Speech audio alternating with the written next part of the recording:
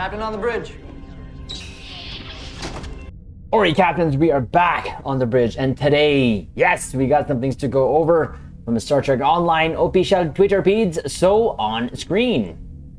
Yes, so captains, before we get into this video, do us a favor, like it, also subscribe here to the YouTube bridge if you are new here. We're always on the lookout for like-minded captains where we can share our love and our passion for things Star Trek Online, but also Star Trek. But with that said, here we go. So we got a blog here to go over. I was kind of waiting on here for some other news from them, but since it's not here and it's about 5 o'clock our time here, we thought we would just go ahead and do this up-to-date video for you, Caps. So we'll go over this, but we'll also go over the recent stream that Ambassador Kale had and some of the things that we pulled from it, and of course drop our ECs throughout this video and then give our conclusions at the end. So first up here, captains on console can get double the tech points for their upgrades until March 6th. So here we go here. So of course on Xbox and PlayStation, still striving to get the greatest performance out of your equipments, this weekend will be the perfect time to apply tech upgrades to your gear, and we're doubling the amount of technology points earned from each one applied. So that's from March 2nd. So that was actually yesterday, till the 6th. Every tech upgrade used will apply twice as many technology points toward your next upgrade. This in turn reduces the amount of dilithium that must be spent to reach each upgrade threshold, allowing captains additional chances to obtain both mark and rarity increases on their favored loadouts. Now we just had this on the PC bridge, so it is now trickling to the console bridge, and again, this was actually released today, 6 hours ago. I'm not sure why they're saying from March 6th. I didn't even notice this yesterday when I was on console logging on, but it's there, captains, for you. Now, I've actually been upgrading my gear with the ultimate tech upgrades we've been getting for free, so this doesn't really help me, but if I were to use my Phoenix upgrades, I then would benefit. So would you, captains, and of course, we do recommend using the Phoenix upgrades to get them in the Dill store, because they have always given us a better chance to upgrade our gear when we have needed to do so. So there is that. Now, we're gonna go here again back to the Twitter feeds. Now, the one thing we were waiting on, possibly from them, was some word from the MUDs bundle that was just released. Captains, you know, we did a video on that, and we also discussed that live on the YouTube bridge here, and our thoughts. And I'm not gonna lie, I was a little disappointed in it, and it would have been better that they would have been sold separately. And I even mentioned them even being put in the Phoenix prize pack. Having said that, I will say this, because going over the comments, which I have replied to all the comments there and or reacted to it, was the one thing I didn't think about was the actual drop rate of the Phoenix prize pack. In however many years that I've been opening packs throughout many of the Phoenix prize pack events, either during them or when they made them permanent, I've won 2 epic tokens, and I think I've won 3 ultra rares. Having said that, I haven't used those 2 epic tokens. I've used 1 ultra rare. So, and I don't know how many boxes I've opened, but it is pretty bad, and I can see why there are some captains saying that's probably not the best.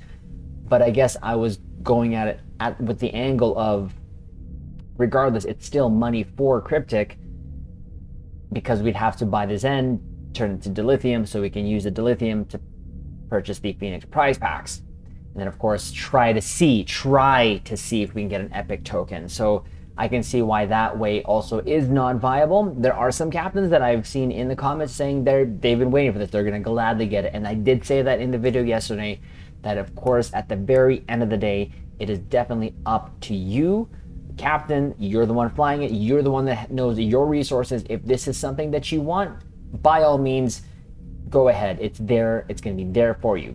But the reason why we're waiting was, and we'll go over here now to, there was no announcement for the stream, but there was a stream, and now we're gonna go to the YouTube channel. I'm just gonna put this up here.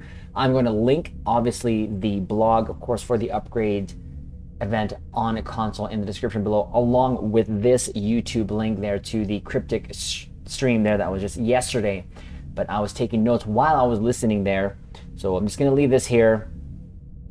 I should put this in theater mode. Why not just kind of play it in the background so there's like some sort of movement there from Ambassador Kale. Even though it doesn't look like he's moving right now, but he blinked. See, he blinked. Anyways, I have some notes here. Again, things that I thought was interesting that we can go over here whilst we go and discuss them here. So first up, here he was talking about, or it was asked, and it was just how he responded, that alien generated parts are kind of quote unquote hard to implement, but better Ryans could be easier, and that he would bring that up to the dev team. So again, for all your space Barbie needs, that's going to be added and or will be looked at there in the future. Stowe going on to Switch is probably not going to happen. He says that because it was pretty difficult to already port Stowe onto the console, so he thinks that that's just not going to happen.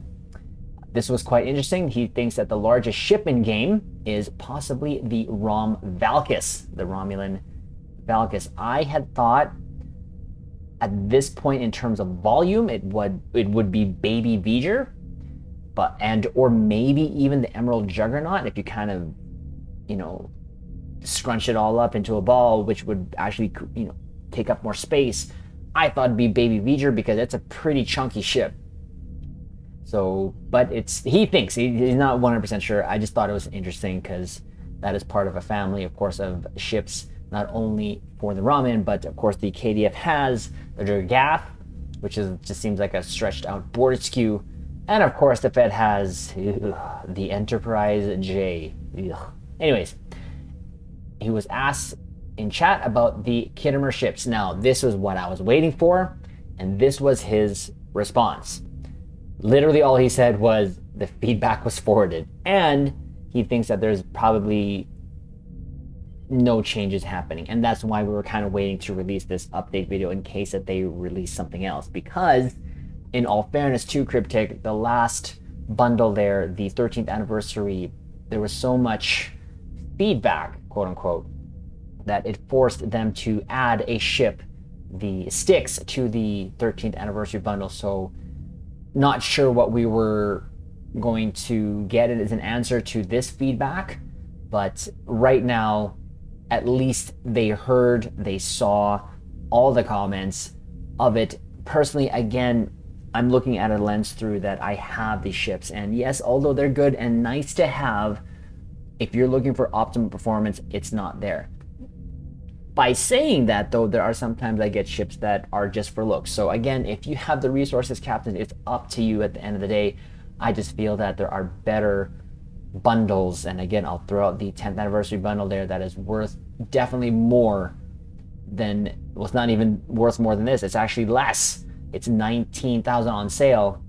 This is going to net you 10 ships, whether this is going to net you at 15, or is it 15? Yeah, I believe 15-ish KZen, and net you 3 ships that are okay. Nice theme behind them, obviously Alliance ships, but anyways. Hopefully we'll see something before the release. We'll see, and then of course, Captains, we will let you know. Kale was informed that it is a bug that the Terrans in Birdcage are not counting towards Terran kills. Now, this is something I heard from day one, and he seemed kind of surprised there, so of course, hopefully he does forward that. Now, I believe the part of the bug team or the dev team that was with him there was on holiday, so he wasn't in chat. Christian, I believe, is his name. And so, but he was actually, you can see him type things here and there and or send messages when he could there. Also up here, there was no plans for Gorn updates as of now, because of course in Strange New Worlds they did look quite different, but there was no plans as scheduled for them. So also here, this is interesting because I've seen this happen already. They didn't want all uniforms to be available in all places. For example, bathing suits in ESD, for example. Having said that, Mr. Elf, this is directed to you, sir. He is able to get his character on ESD with a bathing suit. How he gets around that, I have no idea, but that's what we call shenanigans on Mr. Elf. Shout out to you, sir. That someone had mentioned up is if there are any plans to have daily reward logins.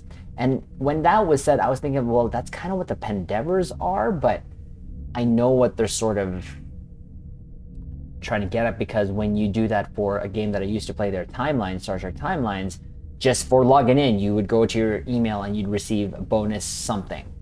Here there isn't, but you can get Pendevers if you do them, but it's not automatic. You actually have to do them. But he said that it's not sort of their model to do so. There was a follow-up on Twitch drops. He said that there was a reason for them not to do them. He doesn't know about it, but he's going to bring it up again.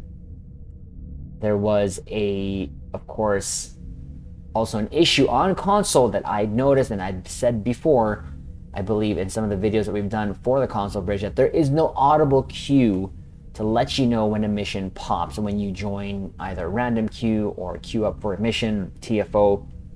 So he is going to bring that up as well. Of course, Stow 2 was brought up. Of course, if he thinks that does happen, that it will be totally different from Stow, which would make sense, because you wouldn't want to be in competition with yourself unless you had the intention of shutting down Stow 1 and then porting everything to Stow 2. Fed Align Orion boss. New boss, apparently it's an interesting idea to them. Prodigy. Now I know we have captains waiting for news on Prodigy, especially now that it's finished the season.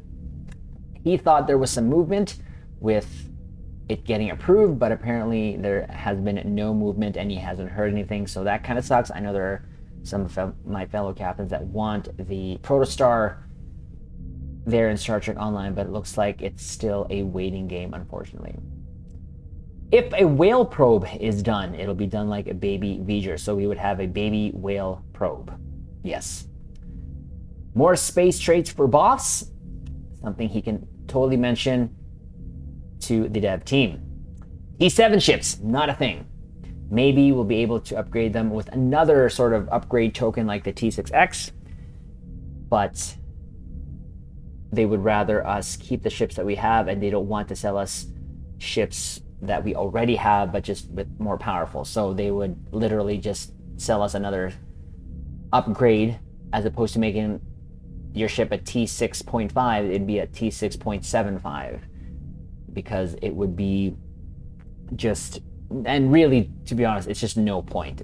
To make more powerful ships, there's no content that a T6 ship cannot do here in game if built properly. So, and he thinks it's not a good business plan, and they would rather, again, just see us sort of keep the ships or keep flying the ships that we have. We'll get back to that in a bit here.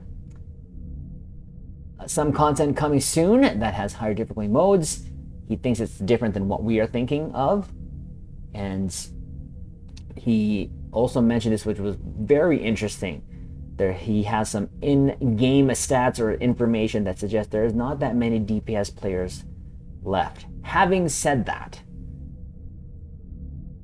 we have heard Spencer, aka Casual SAB, mention many a times that the DPS scene is practically dead.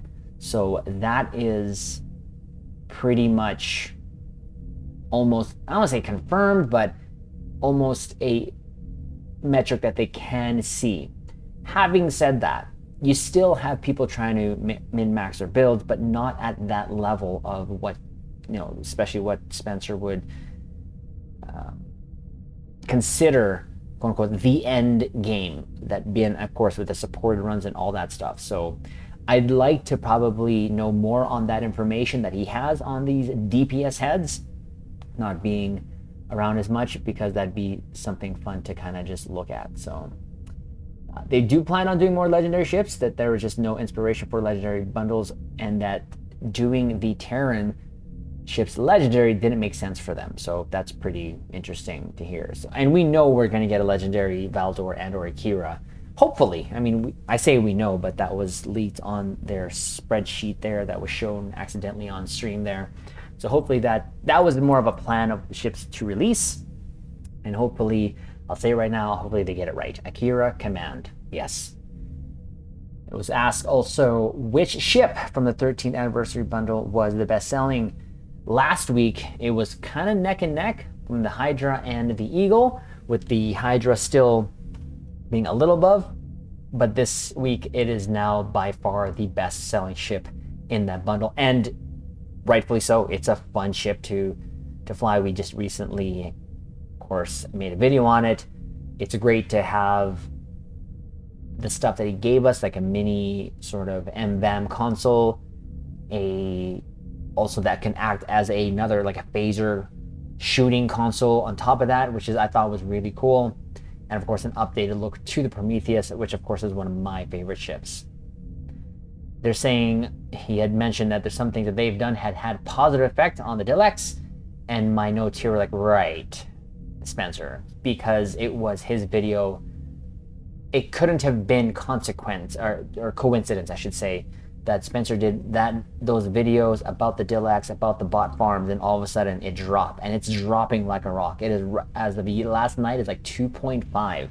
That is insane. I haven't seen 2.5 in about a year and a half, so that's pretty crazy. So I really think it's a lot of the effort that Spencer did to really, I don't want to say expose, but to factually show us what is going on. There are, again, many other factors, but you can't tell me that was not a major contributing factor, because it took one video, at least in our eyes, took one video to show up, to actually come out there from Spencer, as opposed to years of them saying, yeah, we want to fix the Deluxe, and nothing happened other than it going up. Soon as Spencer drops those videos, it goes down. So, I don't know, just saying. Event campaign ships are unlikely to become account unlocks, which I don't understand. Why? Charge us for it. You're leaving money on the table. We get a ship, either via the event campaign, lockbox, R&D, whatever, promo ship, charge us to make an account unlock. Whether it be $30, sure, go ahead, cost of another ship. I don't see why it is that hard to do so, because you can obviously do that. You've added a Styx into the bundle easily, which is an account unlock. So it can happen, and you would be making more Zen. I thought it was always about making more money. So mentioned there that improvements were made to a TFO that was AFKable before. I believe they're talking about Defense Starbase 1. Who knows? Right now, I have tried it, and I still can AFK it, so maybe they're using different metrics to show. Not sure 100%, so we'll have to see if anything comes of that. Now, it has been discussed, apparently, for canon ships with one N, so on-screen accurate ships, or on-screen ships that we've seen there on the series, to come in different layouts. And my note here, so buying the same ships again. I mean, that's what we're doing now, right? Especially when they go put in a ship under Terrans, it's just literally another ship with a different layout, or the same ship with a different layout. Having said that, it would be nice though if at the first release of a ship you give us multiple flavors. So command, intel, or whatever have you, or charge us to change the layout of our current ship. I think that would be great. I mean, obviously they'd make more money if we bought another ship. That's why I said we'd go back to the T7 thing, and his comment about they don't want to make us buy the ships that we own again. Well, you're doing that here. If they do this, it's been discussed. Nothing has come of it yet, but it was interesting to hear this, because you literally just said 5 minutes ago you don't want us to buy the same ships again, where you're saying you can buy ships again just with a different layout. I would, if it was up to me, I'd make all my ships command. And some intel. I do like surgical strikes. I've always liked surgical strikes and command, so I would switch between the two. The other seedings, unfortunately, I don't really care about. The temporal, the pilot, Miracle Worker, maybe Miracle Worker 2 as well, but Command and Intel have always been my favorites. So I'd always loved, I always said it, the Akira should have been a Command ship anyways, and hopefully the Legendary does it right. And again, they're going to make us buy the same ship, the Akira, again. Different layout. Sure. Apparently there's a problem with Azure giving just normal rewards, even though it's on Advanced or Elite. I have not come across that, but in case you have captains, let them know via the forums. This was a fun part in the stream where Kale admitted he had, because of his ADHD, he actually is filled with panic at the idea of getting rid of something if he needs it just in case. That reminds me of a certain someone. Oh wait, me. I thought it was more OCD, but I guess it could be ADHD. I don't know. I do keep boxes, as some of you captains know, so it was kind of a fun thing to see him and fun to see someone else get called out on their inventory live on stream. So bad bridges, KDF bridges were being discussed being available to all, but the problem with them is they didn't come with ready rooms. So having said, he called it captain's room. I read my notes here, but he didn't have ready rooms. Having said that, there is the Odyssey bridge that we currently have, the Aquarius, that has just your generic bridge. Just stick a generic ready room. I don't care. Just stick a generic ready room. It's not going to match. I don't care. I want the bridges. We want the bridges. But apparently that is one of the hurdles at this time for the bridges. So no expertise from Admiralty. He's going to ask about it. Didn't even know that was a thing. I just clicked the buttons. Disco Tellarites, not happening, but Disco Andorians are more likely. I mean, I wouldn't make a Tellarite, to be honest with you. No Picard story will affect old STO missions, but they might affect newer missions. So that was interesting to hear. Again, as we know, some of the STO ships have gone to canon, and with that, I feel that Cryptic is tied to the hip now with Paramount, CBS, whoever it is, Star Trek really in general, and that we would be getting more frequent voiceovers, more frequent things coming into Star Trek Online. And one of the things that I was thinking about, of course, is how missions are going forward with that. The Terran arc is a great example of having access to the voice actors now, to the actors, because, of course, of all the Star Trek going on. Case in point, of course, Janeway. She's on Prodigy, and now we have her in Star Trek Online. We have, throughout the Terran arc, of course, we had Wesley, and of course, Gates McFadden, Dr. Beverly. So I like the idea that new missions might get influenced to tie STO more with Star Trek. At the end of the day, it's not going to affect me either way, because I feel that they're doing a good job on the course that they're doing now, story-wise. Other than the frequency, I wish they would come up with more stories frequently. So having said that, it was stated that, it's on the bottom of my list now, but having said that, they want to give us content, but it was mentioned that there was another game, either it was Elder Scrolls Online or GTA, that was doing a pullback from their story content and using that time to fix bugs. I actually would rather that, to be honest. Loadout bugs, I've come across it still to this day. And it really sucks when you're going to fly into a mission and your bridge officers decide to say, nope, not there. But they said, no, we like giving you content. So I don't know what you captains think. Maybe let us know in the description below. Let us know, would you want them to sort of pull back on the content to use that time to fix bugs, or at least, like I say, 1 quarter where we don't get a quarter in a year that we don't get story, but still get the ships, but use that time to really just fix the game, because it is an older game. I personally would be up for that. Be interested to see what you caps think. This one, I love this one. It was asked about the one-time patrol missions and why they aren't repeatable. Kale did not know that. So when you first start out in Star Trek Online, or at least when I did, there are these missions that I'd go to, like patrols, essentially, that you would go to, and they'd almost feel like exploratory missions. You go down to a planet, see what's going on, resolve a conflict, fix some replicators, of course, pew some bad guys trying to take over the planet or the sector, whatever. I thought those are cool, but as soon as you did them, they were gone. So what I do is, to the ones that I know that aren't repeatable, that once you finish it, it's gone, I literally go, let's say, especially the ones that you have to defeat enemy ships, and usually it's like 5 groups. I would just go up to the 4th group and then leave, and then at least they wouldn't finish it, and I can come back there if I wanted to, because it had some, I don't say it's some story to it, but it had some objectives to it, you know. And again, just like those other ones, go down to beam this planet, fix ABC, and or defend or investigate. I know this game doesn't have any exploratory missions. Well, it does in terms of like featured episodes, but I think that would be a great way to not only make repeatable, but to expand on that. Make every system have an option to do that. Maybe even make it 3. Patrol against ships, fix something on planet, and or assist with diplomatic whatever. I think that would be awesome in my opinion. What do you think, Caps? Of course, as always, just my 2 ECs.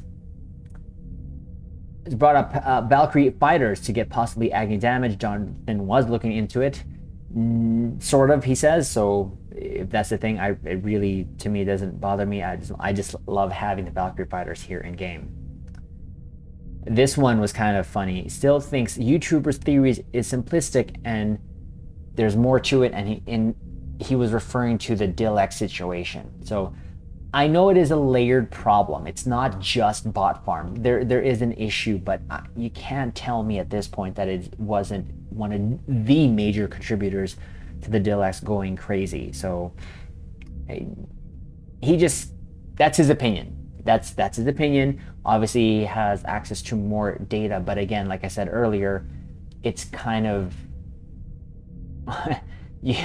it's sort of coincidental that when Spencer released those videos that the LLaP started to crash. So just saying, the look of it is not on your side there, Cryptic. You did talk about PvP where it wasn't fun to be one-shotted and they don't want to promote PvP, so unfortunately that is a thing, but I do know there is a community for PvPers, and hopefully that is something they do look at. They have been mentioning for years that there's something that they want to somewhat look at, but nothing really other than them trying to adjust traits or consoles so that it doesn't affect PvP as much. Not being able to get rid of Tovin. Maybe they can do something to customize him, but he said he would ask. No ETA on Star Trek Picard uniforms at this time. Sad face. Probably after season 3 is more likely, just like when we'll get the Titan. Yes, we're so getting that ship. Suggested that slowdown content is what we were talking about earlier, where they would use that time to fix bugs. Again, I think it'd be a great idea. Once a year. Do it once a year. That'd be great. And lastly, of note that I put here, that there's no plans as of now to update 7 of 9's guns that we got as a reward to look like the actual rifles she had in season 2. Because now, with the Safe Galaxy lockbox, we did get those dual Federation rifle guns model, and that was one of my first thoughts. So why don't we now update those rifles? And apparently it's not on their plate to do so. I think it's a slam dunk if they do. You don't even have to change the damage type. I don't care. Just change the model, because that is not what she had on screen. So captains, those were the notes that I got, things that I thought were interesting to kind of go over. Like I'd mentioned, for that, I'm going to link this video on YouTube in the description, along with the upgrade for the console bridge in the description, so that you captains can go over it on your own time. It was a good listen. I will try to do these as more frequently if I can, so that it just be, again, a discussion point. And it's always nice to see where they're at, where their head's at, you know. So again, just a point of discussion here on the bridge. So captains, do us a favor, like the video, or comment below what do you think of the things that were mentioned on the 10 Forward stream, and also subscribe here to the YouTube bridge And of course, we will leave it on this note. Live long and prosper.